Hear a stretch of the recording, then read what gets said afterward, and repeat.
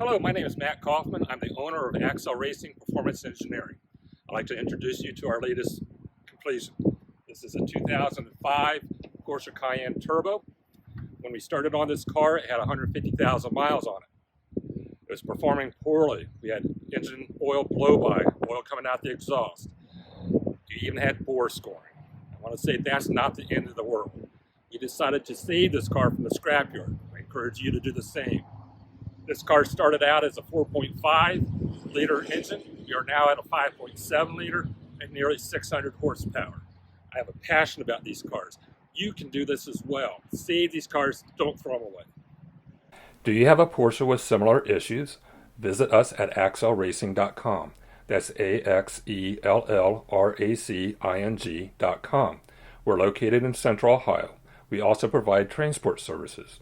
The full description of this Cayenne rebuild and all our other services are also on the website.